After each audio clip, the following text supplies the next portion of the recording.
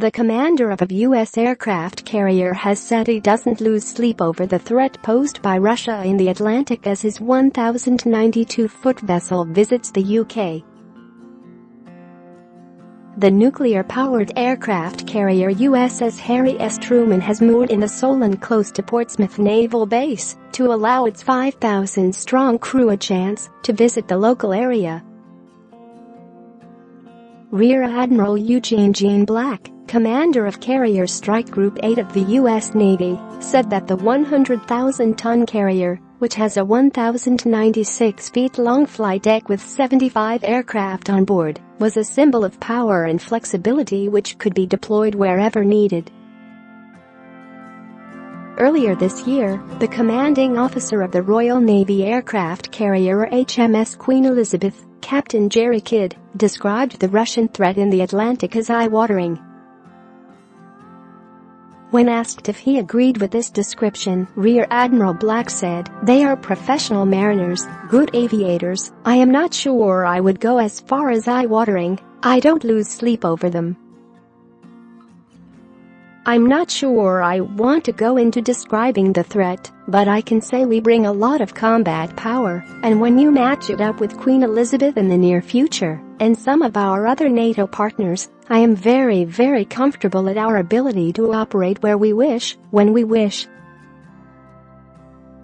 Describing his ship's capability, he added, "It is a pretty impressive symbol of power and flexibility. I can take this thing anywhere in the world, anywhere we are directed, and we can work with partners and friends however we need to."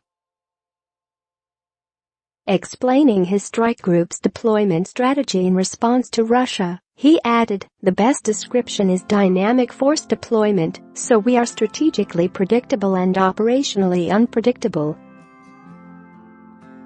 Share this article. He continued, "We are up here operating in the North Atlantic and I think it sends the best signal possible of our commitment to NATO, our partners in the region, and how seriously we take our commitments in this part of the world."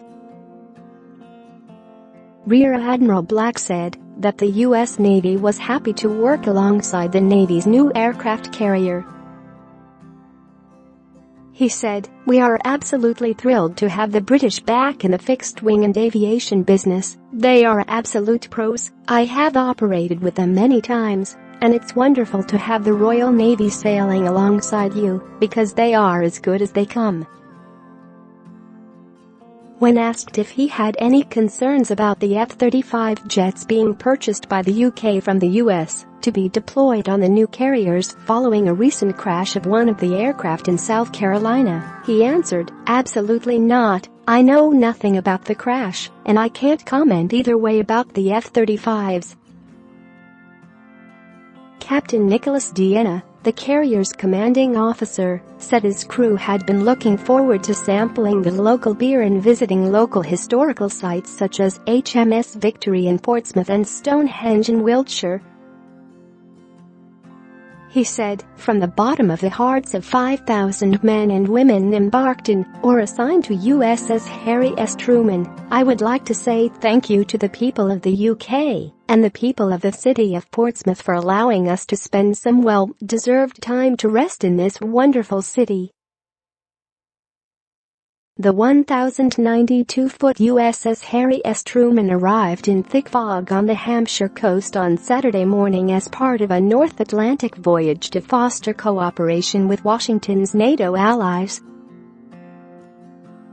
Britain's new naval giant HMS Queen Elizabeth, weight 65,000 tons, length 932 feet, propulsion 2 Rolls-Royce Marine 36 MW MT30 gas turbine alternators and 410 MW diesel engines, speed 25 knots, 29 miles per hour, range 10,000 nautical miles, 11,500 miles. Ship's crew, currently 700. Will increase to 1,600 aircraft carried, up to 36 fighter jets and 14 helicopters. Armament, 3 Phalanx guns, 4 30mm caliber guns. The